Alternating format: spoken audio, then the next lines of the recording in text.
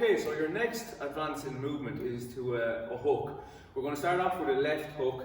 You're starting off in your position, in your orthodox stance, hands are up. The most important thing here is the feet movement. The hand just again lands the power. But getting the feet right is super important, so we're just going to practice the hip movement at the moment. So hands are up, you're going to twist the hips to the left, towards the left leg. You'll feel them tighten up around the glutes and the top of the hip.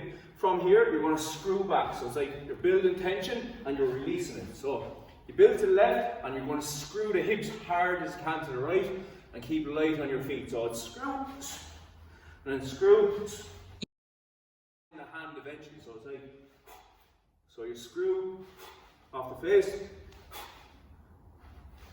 on the bag, you get nice and close to the bag, screw, back again,